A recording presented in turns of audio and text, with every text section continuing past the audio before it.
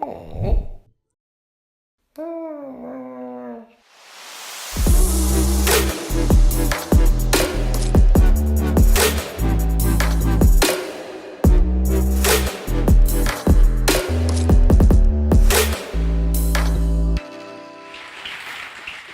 everyone, my name is dasdi and I'm a front-end technical engineer at IBM Watson Media, which is Ustream previously. It just got acquired by IBM 2 years ago.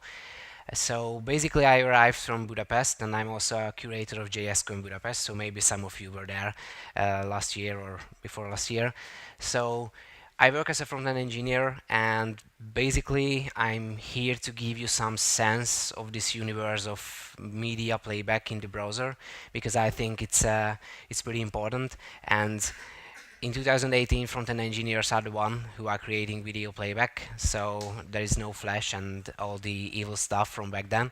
So basically, the reason is pretty simple why I would like to showcase this whole stuff to you. It's always really exciting to learn about specific corners of front-end engineering, you know, like WebGL for 3D graphics or audio analysis techniques for SoundCloud purposes. So it's always really exciting. And video itself is a pretty huge thing in the browser ecosystem already. So I think you have all tried Netflix or YouTube or anything, and it's all using the same technology in the browser. So I think it's always exciting to talk about that. And if I have one sentence to describe the situation about video playback in the browser, I would use the analogy of the upside down from Stranger Things. And here's my question: how many of you have seen Stranger Things at Netflix? Okay, it's not that bad. Okay, if you are not, then it's easy. The upside down is a simple parallel universe where everything and nothing is the same. And if you try to write an HTML5 player in JavaScript, you will feel what I felt a lot. So basically, you will use the same language, the same tooling, using React, Redux, or whatever you want. Everything is the same, but nothing is the same because you will end up in the deepest corners of W3C documentations and everything is experimental and it has you an example code and you paste it into your code and it's not working in any of the browsers. So it's like a kind of tricky word. So that's why I use this term a lot, because there are some similarities between the movie and the real life. So I wouldn't like to talk about the history here because it's history already. So I think we all know, or preferably knew, Flash because it's dead already. So basically, it was a huge thing. The only problem was that it was slow. Steve Jobs didn't like it, and basically the browser vendors decided to kill it. It required a plugin. So we all know the background story here. The thing is that I think Flash was the Demogorgon of the web, basically, because it has a lot of problems and it owns everything. The funny story here is that you all know that what evolved and was solved in Flash came to JavaScript, so we are solving the exact same issues. So if you are chatting with a Flash engineer who worked on Flash games 10 years ago, you can chat about the same problems because they solve the same issues in ActionScript. So that's a really similar one with media. So for example, at IBM Cloud Video and Ustream, our engineers who are working on our JavaScript player right now, half of them was a Flash engineer and they just learned JavaScript and they trained themselves to write a JavaScript player. So basically Flash is gone, and it's funny, I think, that we had to solve the 60 FPS problem just like Flash did with animations, and we are solving everything again. So I would like to skip this. And 5 years ago, when Chrome and everyone announced that they would like to kill the Flash plugin in the browser, and my company said that, okay, this is the time to rewrite our player experience in JavaScript, I was like, okay, sure thing.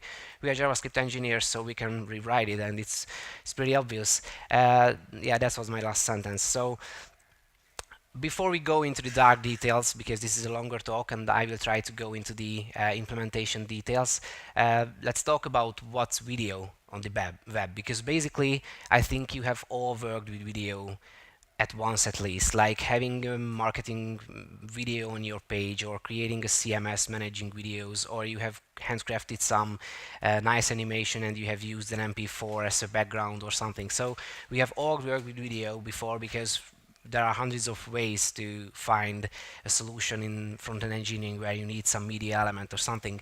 But this is the point where I should point out that be careful, because if you open this door, it will and it can haunt you in the rest of your life, because this is a huge universe and you will end up in the darkest corners of streaming technology and all the things. But it's pretty exciting, just like WebGL and everything. So if you haven't tried or you are not interested in creating any video player in the future, then I think this talk can be interesting to you, because as I've mentioned, we are all using video players 24/7, and it's always exciting to know what's working under the hood. And the funny thing in video is that the DevTools won't help you out here, because if you open the Chrome DevTools, you won't be able to go into the deep corner of the video tag itself, because it's not a plugin, but it's closed. So I think it's a pretty interesting word, but be careful with it.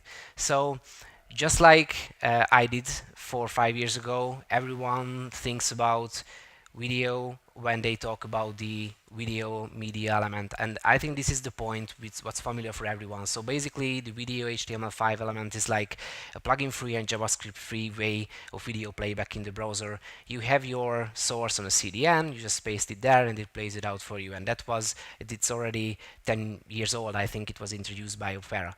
So it survived a huge patent law. So 5 years ago or even more, or 3 years ago, it was tricky, because there was a huge support matrix about supported codecs and containers in the browser. So if you wanted to have a video tag on your homepage, for example, you needed like 4 different versions of the video to play it out in every major browser. It evolved. So right now there is a cool combination, like if you are using MP4 with AAC audio and H.264 video, then it will play out in every major browser. So video tag is pretty powerful, and I would say that it also provides you a really well-defined DOM interface. So if you hate the native UI of the video tag and you would like to create your own player on the top of it, you can do that, because as you can see, these are just some small popular examples.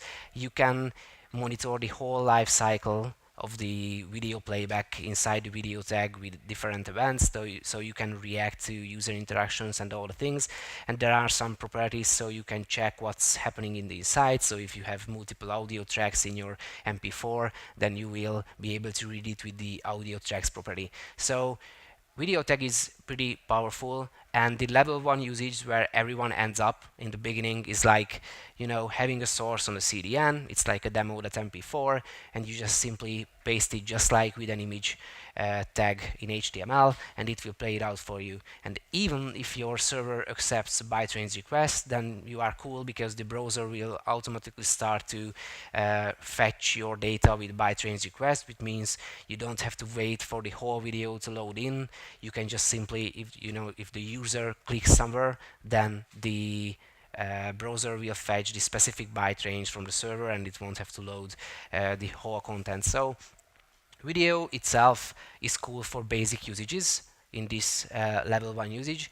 And if you would like to have some multi-browser support, or maybe not maybe, it's a must nowadays, you would like to make it accessible, then you will end up with captions and subtitles, and then you will end up uploading different kind of languages on the CDN, with different kind of captions and subtitles. And then if you use some sub tags inside the video tag, you will use the source tag to specify different versions for different browsers, just like with the picture tag, and they can decide what they understand and they will pick the right one.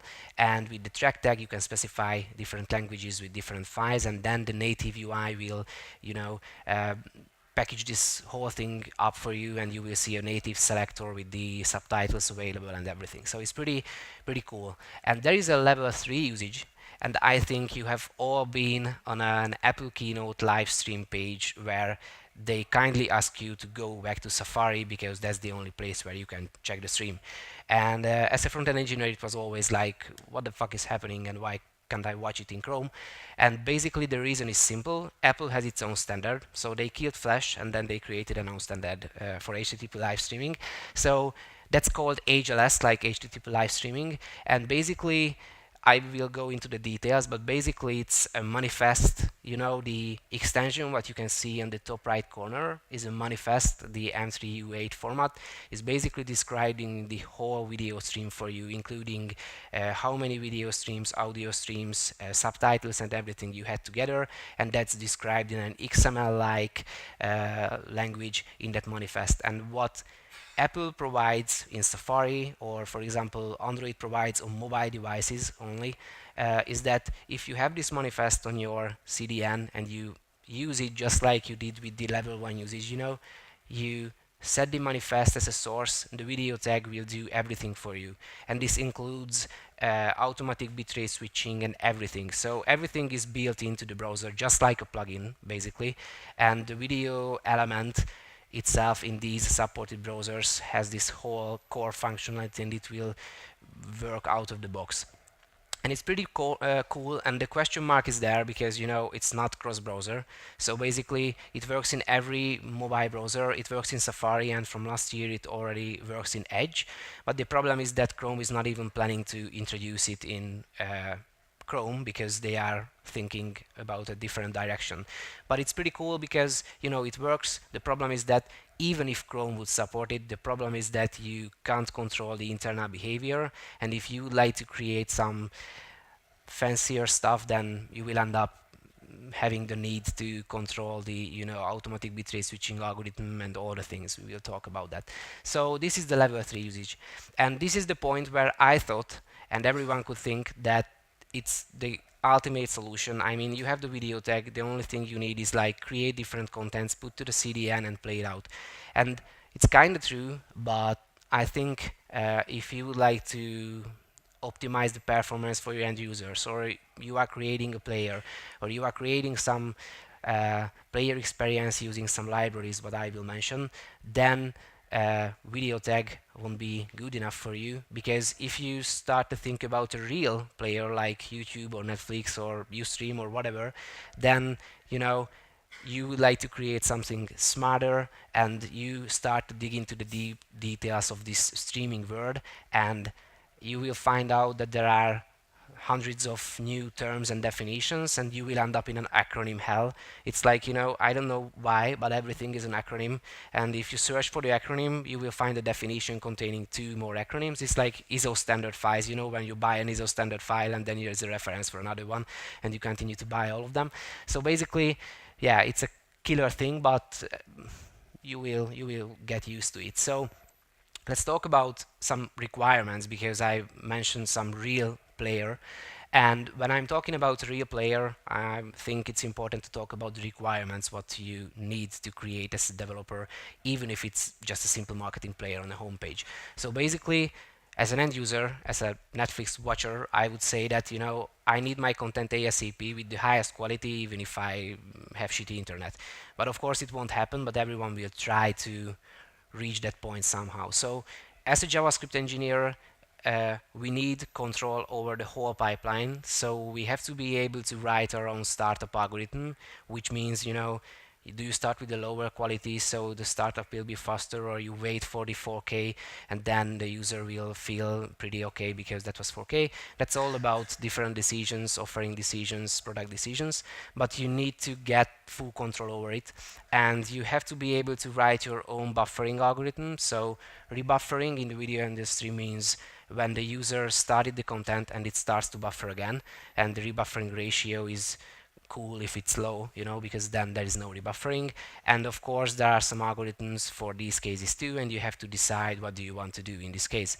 And of course adaptive streaming, I don't know if you are familiar with it, but typically, me too, engineers don't like automatic bitrate switching because we always check the full HD and that's all, and then we don't care with the rest.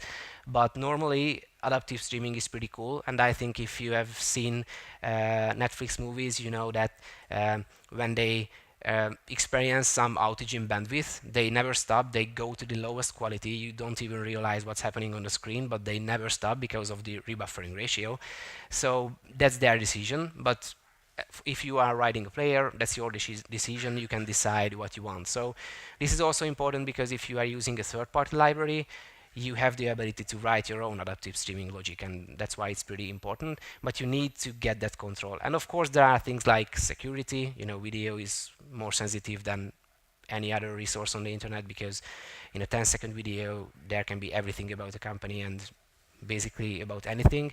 And of course, there is multiple audio languages, multiple subtitles, and everything should be uh, uh, fluid for the end user. And of course, there are N+1 features which we always forget about, is like live streaming. That's a fully separated story because the content is being created while you are watching it, so it's pretty tricky. There's DVR, like you should be able to seek back while the live show is going and then go back to the live knob. And at the end, for example, there is the new trend like full degree videos and everything, and that should be solved in JavaScript too. So it's like a huge requirement.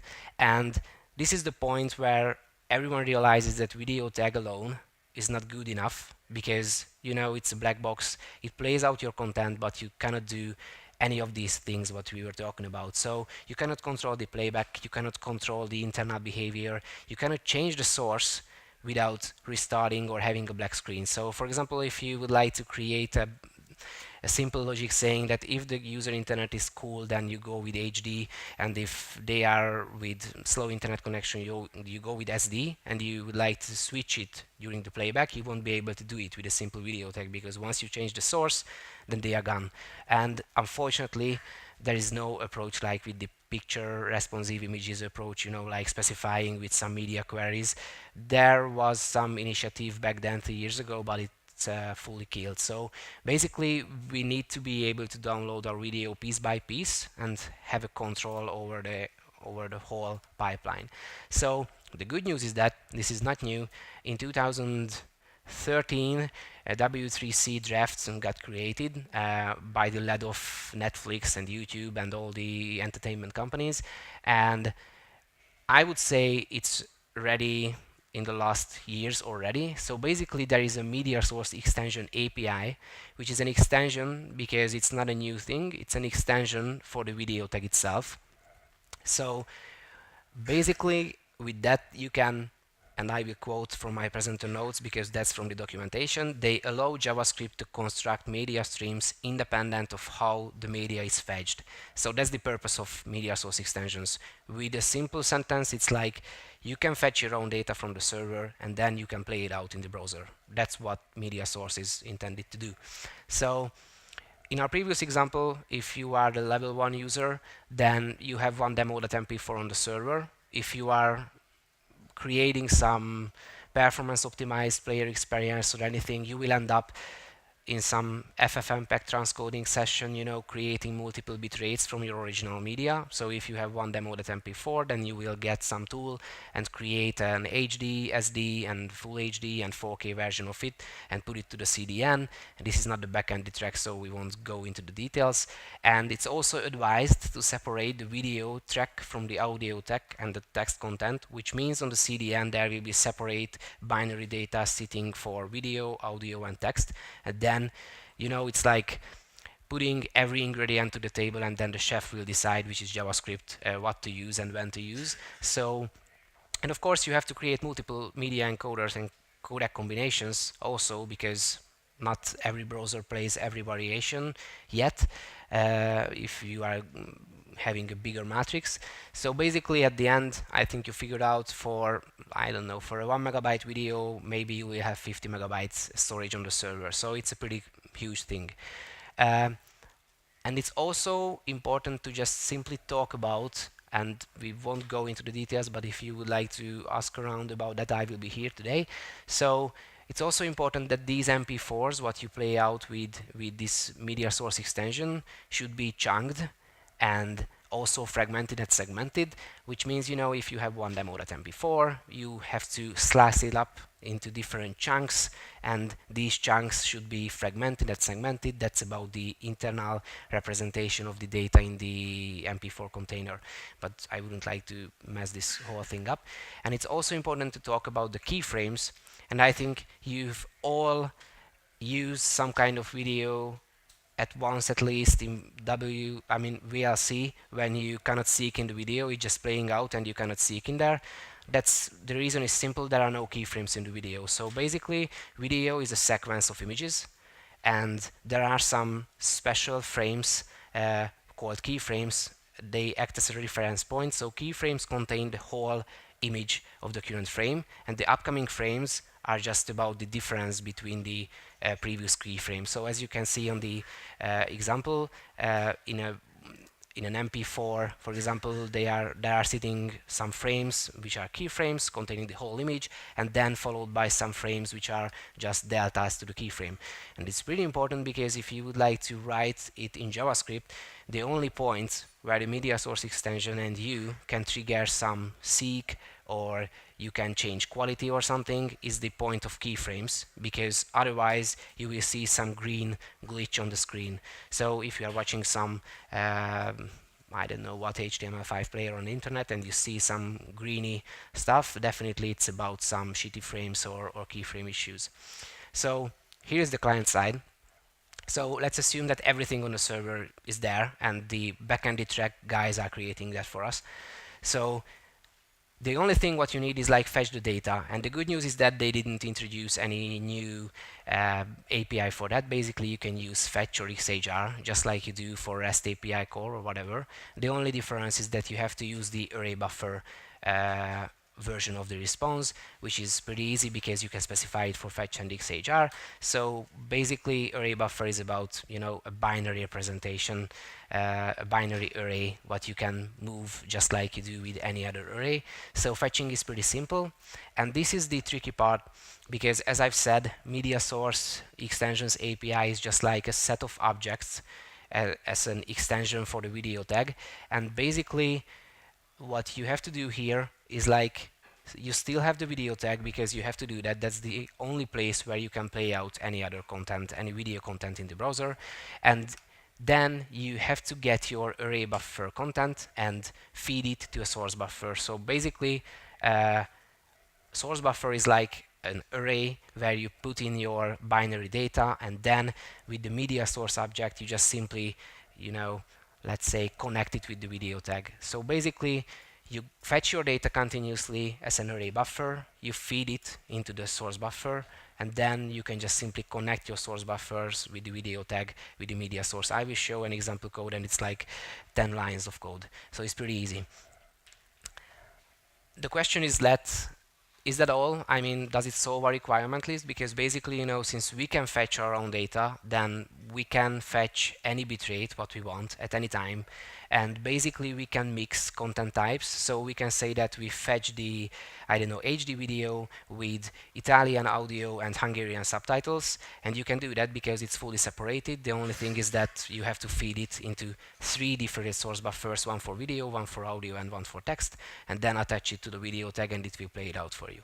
And it's also important, I forgot to mention, that source buffer is not just like a normal array buffer store. It's pretty smart. I mean, it understands every media binary what you inject into the inside. So basically, if you load the first chunk and the last chunk of your video and you feed it to the source buffer after each other, it won't play it out like, you know, the first 5 seconds of the video and the last 5 seconds of the video, because it will understand the binary metadata in your MP4 chunk and it will just simply place it into 2 different places. So basically you are building a timeline with different gaps in the source buffer, and if the video tag is trying to play it out and there is data at the current timestamp, it will play it out.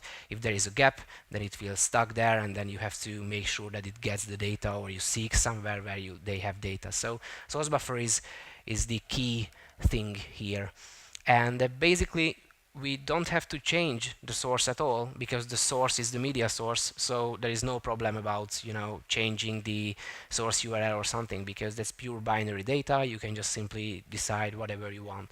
You can even flush the content of the source buffer in every 5 seconds. If you leave the necessary binary data for the current timestamp where the video tag is playing, then it will play it out for you. It's like eating your source buffer.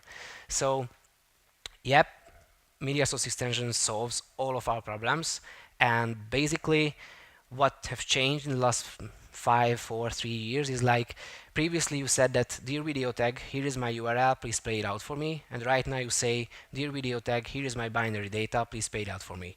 So that's the only difference. But of course, here is the question again. I mean, is it the new Demogorgon of the web, or is it just something cool? And I wouldn't like to say that it's the Demogorgon of the web, but it's a black box again. So the tricky thing, and I want to talk about that later, is that when the server has some issue with the transcoding, and then the only thing you get from the media source extension is like a decode error without any message, and then you end up opening up your MP4 with the backend engineers and trying to find the problem. So it's pretty cool because everything is in JavaScript, and we are writing the same code like we do with simple pages or React frameworks or whatever, but yeah, it's still a kind of black box. But the good news is that, for example, Chrome is pretty fast, and they are introducing some new tools, like there is media internals, just like with service workers, and basically you can inspect the internal behavior of the media source extension. And basically, if you are on Netflix, you can open the Chrome / media internals, and you will see their media source extension there. So let's go into the implementation details just to show you some real example, because it may be a huge topic and a lot of new words. This is a backend slide, but basically, I don't know what's happening there. Okay, so basically, creating the content, you can use whatever you want. There is FFmpeg, there is MP4 box, there is Shaka packager, which is basically created by Google especially for this use case. So basically there are libraries there. You have your one demo.mp4, and then you can just simply say that, okay, here is my demo.mp4, let's create 3 versions, and then create the manifest and all the things. So this is just a short example to show you that you can specify to these packagers that I have 3 stream versions. One is HD, SD, and let's say full HD, and I would like to create these 3 versions into one set, and I have only one audio track, and let's generate an MPD output for me. And basically, here is the point. I've mentioned to you HLS, which is the Apple's own solution. And I also mentioned that Google is not thinking about HLS. The reason is they are thinking about Dash. So basically there are some standards already out there, and Dash and HLS, this is the huge war, streaming media awards, and every huge conference is about these 2 hot topics, racing against each other. But the common thing is that they are not required to use media source extension. That's a common misunderstanding. What everyone thinks is that if you are using media source extension, you have to create a Dash content. Nope. If you are media source extension user, the only thing you need to do is having a fragmented and segmented MP4. That's all. And Dash and HLS provides you a manifest. So basically, if you wouldn't like to create your own solution, like a WebSocket with the server checking what kind of sources and data is sitting on the server, then you can just tell that you are using Dash or HLS, and you are creating an MPD, which is an XML based manifest, or an M3U8 manifest for yourself. You write your huge parser in JavaScript, because parsing XML content in JavaScript is not the best one, and then you don't have to write your own solution. Here's an example. So this is huge, and you don't have to understand, but this is a manifest basically. So the previous packager code is like, you feed it like you have 3 different versions, you have one audio, and let's generate a manifest for you. And the manifest will contain different representations, one for HD and another one for SD, and it's a huge file containing everything what's sitting on the server. So basically it's a descriptor for your server content, and with JavaScript you can read all the info from here. It's like you will see the URL pattern, what you need to fetch the data, and everything is written to you. For example, at Ustream, IBM Cloud Video now, we use a WebSocket connection, and we don't use these standards because they require some royalty fee. But basically, you can do whatever you want. The only thing is you need to know on the client side what you have on the server, because you will fetch the data. So this is the MPD manifest. And the question is like, you have the content on the server, but what you would like to fetch and when you need to fetch it, because if you decide to write a player like that, this will come up as an immediate problem. The good news is that video is still there. I mean, video tag is still there. So if you don't feed any data to the video tag, it will be like an empty video tag or a video tag without source or something. So it will fire events like buffering, stalled, which means I don't have data. There will be time update events if you seek somewhere. So basically you can use video tag to control your data fetching. And basically, if you create an event handler for the time updates, if the user seeks somewhere, you will get the current time where the user seeked, and then you can check, do I have this data? No, I don't have this data. Then I go to the server and fetch it. So it's pretty easy. And the question about what is also simple, because if you are using a manifest-based standard, then you know what you can fetch, because there is a segment timeline telling you that there are 4 chunks available right now, and this is the start timestamp and the duration of the current chunk. So if the user seeks to 1 minute, then you can iterate through on this array and you can find the chunk index what you have to download. So it's pretty easy. Another way could be what we use is segment numbering. Your chunk length could be flicks. So it's like every chunk contains 5 seconds of the video. Then it's also easy because then you can calculate the 1 minute chunk number. So here's an example. It's like you create the video tag and you just simply register to the time update event, and then based on the current timestamp of the video, which is like 1 minute if the user seek there, you can just get the segment timeline value from the manifest, and you can just simply say that okay, I start to fetch it. So it's pretty easy. It's like the video tag will wait until it has all the data, so it's your job to do the data fetching for it. So the tricky part is when you would like to create an ABR algorithm, because in the previous example what we have is like we have a video source, a media source attached to a video tag, and then we just register to the time update, and once the video tag requires some data, we go to the server and fetch it, and it's pretty cool. And basically it will work. It's like, I don't know, 20 lines of code, so it's pretty easy. The tricky part is that the point when you would like to create some automatic bitrate switching. I mean, for example, if a user on the home page is coming from a mobile device, you wouldn't like to, or you shouldn't play the same HD video what you just simply play right now on desktop. So this is the point where the boogie kicks in, because basically as you know, in JavaScript we don't have any kind of information about bandwidth, so we cannot read the, I don't know, the internet connection type of the user or something. So the only thing what we can do on the front-end side is measuring our download speed continuously, so, and storing that for future startups maybe. So basically when you fetch a chunk, you can just simply measure the length of the download time and then calculate the throughput based on the chunk size or something, or you can use the resource timing API, which is a window performance metric, and then you can just simply say here in this example, you fetch the chunk and then you can query the window performance object for the chunk path what you have required, and then you have a detailed information about the response itself. And it's pretty advised to use this because there is DNS lookup and all the things, and what we have to understand here in an ABR algorithm is the throughput itself. So we shouldn't care about waiting time on the server. We need the estimate of the speed of the internet of the user. So basically resource timing API is pretty cool. You can use it for any kind of resource, not just for playback. So if you are creating anything and you would like to have proper measurement, then you have to use it, and you can use it for JS, CSS, and any kind of files. And that's for for decision making about ABR. I wouldn't like to write an example for you, but it's like you continuously measure the throughput and then you make decisions based on this historical throughput array. So for example, if you see that one chunk is 5 seconds and it takes 10 seconds to load one chunk, then definitely you have to change down in quality, because then eventually you will end up in rebuffering.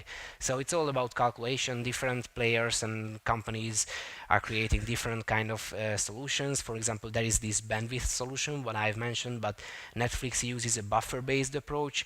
So basically they don't measure the bandwidth, they just simply calculate everything based on the buffer shrinking rate. So if the buffer is shrinking, then you can assume that the quality is too big and the internet is slow, so you have to change down to make it full again. So there are different approaches and white papers, and yeah, this is the point where you can have a headache easily. And of course there are some constraints, and this is useful for normal usages if you are creating a marketing thing or whatever with video, because basically you can decide, for example, for the initial load that the user is using a small screen, so you shouldn't load the full HD content. Or maybe if the user is on 4K and you see that everything is cool, you should be able to detect that the CPU is not strong enough because it's throttled or they are mining something on the machine. So the good news is that there is a property called total video frames and drop video frames on the video tag, so you can get a ratio again here, like, okay, I'm playing the highest quality and it's pretty cool and there is no rebuffering because the internet is pretty fast, but we have a pretty huge frame drop ratio, so we may go to the lower video quality again. So these constraints are the must-have things for a normal video usage, basically. Yeah, this was the example. So the next step is like displaying the data. So we have started to fetch it. You can use resource timing and CPU drop frame and everything to detect what you would like to download. You can use the manifest to decide what data you would like to download. And maybe it's important to point out here that if you have, I don't know, a 1 minute long video and it's chunked up into 20 chunks, then you don't need any kind of manifest or anything, because you have 20 chunks, you know it's a finite number, you know all of them, so it's like a simple code, so it's not this complicated. But if you have everything settled, then you can make this attachment to the video tag, what I was talking about. So basically you can create a new media source, and one media source is needed for one video tag, and then you can specify to the video tag saying that, okay, the source of this video tag should be the object URL created from the media source. And basically that's all for the connection what we were talking about. And there is an initial event when the source opens. This fires triggers only one time, and then you can just keep appending different kind of source buffers to the media source. Here in this example we don't have a separated video and audio, it's just like one WebM source buffer with audio and video, and then we fetch the video and we just simply say that we append our array buffer to the source buffer. So if you have separated video, audio and text, it's like you have 3 source buffers, and then you start fetching 3 different URLs for 3 different chunks, and you feed it to the necessary source buffer. And the good news is that video will take care of the rest. So if you are missing one chunk, if you are missing one audio chunk, but you have the video and the text, then it won't play it out. It will wait for the audio. So it will handle all the dirty job for you. And the good news is that if you would like to go deeper, like creating some virtual reality stuff for visualization or whatever you want, you can do that easily because there is an integration between video and canvas element. So here in this example, what you can see is that we have a video element, and it can be a media source, fed something, and you have a canvas, and you create a context, and you set the size whatever you want. The trick is that the canvas context supports the draw image from a video. So basically what I do here is that I continuously, in a request animation frame loop, I continuously copy my video tag to the canvas. So basically with that, you know what you can do with Canvas. We can do everything with Canvas. So basically, you just painting every frame of the video to the Canvas, and then you can decide like you would like to colorize it or whatever you want with it, because basically it's done. Of course, the trick is that the video tag could be visibility hidden. You place the canvas on the top, and then you are having the same experience, and you can do whatever you want with it. So writing a virtual reality player or a full degree drag and drop player is pretty easy, because basically, thanks to the previously mentioned thing, you don't have to do any magic. If you search for 360 drag and drop images on canvas, then you can use the same code for video, because that will be really similar. And basically, full degree streams in terms of media source and binary data and everything is just like a normal stream. The only difference is, the size and the aspect ratio and everything, but the internal thing for the media source, it doesn't matter. If you just simply play out a full degree stream in a simple video player, it will be a really wide thing, and of course it's not usable and it's strange, but basically it will work. So for example, if you would like to write a quick example, you can just create, you can use 3JS, and you create a sphere in 3JS, and you project the video into the internal part of the sphere. You place a perspective camera in the inside, and basically you are watching it on the parts of the sphere. So basically, it's not that easy, but there are hundreds of tutorial videos and tutorial codes, and I've tried to put it to here, but there was no way I can show it to you on the screen. So maybe at the end I will show you the example, just like a quick review. So basically, thanks to this integration, you can do everything with video. It's like images and frames. So the question here, after nearly 1 hour of streaming Word on you, the question is, why should you use MSE? Because you are not using any kind of, not writing a player in your product, and why do you need to learn about that or whatever? Yeah, because you can, but basically I would say it's really bad to see web experiences all around the world having one video tag with one source, which is like an HD. You go to the page and it's like killing the initial performance and everything. So I would advise everyone to just simply check what this stuff can do, and basically with like 1 hour time you can end up in a pretty big speed up on your homepage performance, because you can select lower video for low-end devices and everything. So basically it's pretty important and pretty powerful. And also, if you wouldn't like to write your own player, there are open source solutions out there, and they are pretty cool. And if you wouldn't like to write your own player, then learning about media source extensions is important, because if you are using something, it always makes sense to understand what's happening under the hood. Or if you would like to write your custom plugin or something for them, then it's always cool if you know what's happening. Or if something is not working with jsday.js or something, then you will know where to find the problem, because you have heard about that. So there is jsday.js, which is basically a Dailymotion created library, but it's used by a lot of companies out there, so it's pretty active, and it's for ageless playout. And what they do here is like they fetch the ageless manifest, and they do the exact same thing what we are doing with media source extensions. So they parse the manifest and they just feed it to the source buffer and blah blah blah. There is dash.js for dash manifest parsing. There is Shaka Player by Google. There is video.js, which provides a UI for you also. So basically you can just simply write your own UI using video.js. There are some more extreme things like JV Player, Flow Player, and of course there are end-to-end solutions like YouTube Vimeo or XUstream IBM Cloud Video or Kaltura or whatever. The thing for end-to-end things is that they do everything for you, but then you won't be able to create anything on Canvas, because for example YouTube and everyone provides you an iframe embed, so you won't be able to hack it around the internal behavior. So that's why it's advised to write your own or use one of these libraries, because then you enable yourself to do whatever you want with your video. So that was all for today, and I think the time is up, but thank you. And I would like to show you, since we have some time, the WebGL stuff. So basically, I'm not a WebGL expert, so sorry if you are. Basically, it's like, creating the same context and creating the same video tag, just like we did.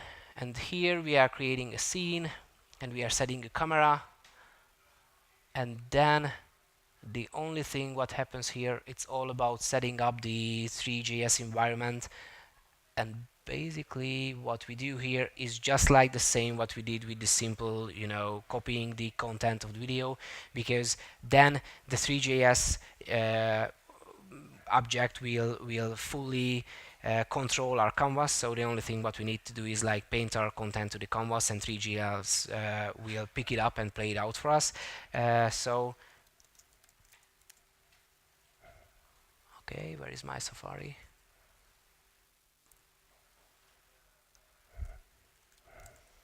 Okay, where is the Safari? Okay. Oops.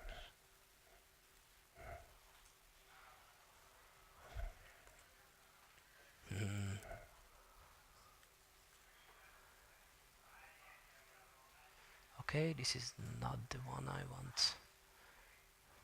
Okay, so as you can see here, that's a simple HRS stream. That's why we are in Safari, because I wasn't able to get a full degree example stream in Dash.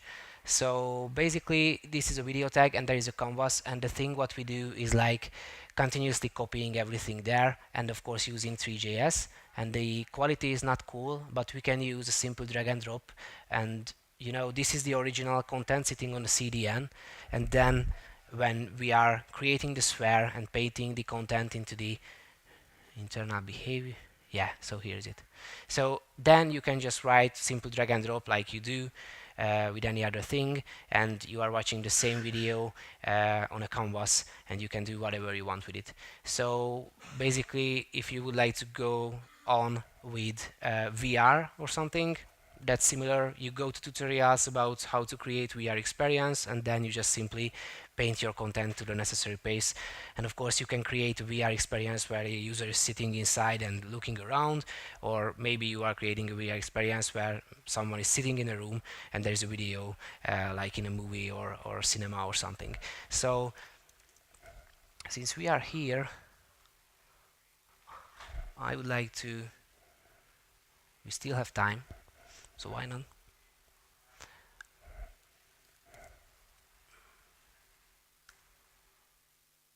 Okay, that's not it.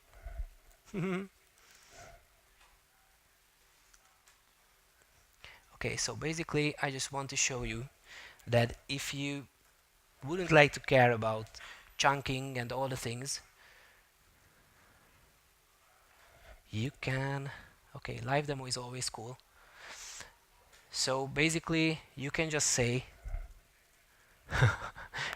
what? That you have one file on the CDN, and basically you fetch that as an array buffer and you feed it to the media source and it will play it out. So if your content is small or something, you don't have to bother with transcoding and all the things. You can fetch the exact same MP4 what you set for the video tag as an SRC, but you have the right to change the binary, you have the right to change the quality or whatever. So as you can see in this example, we are fetching only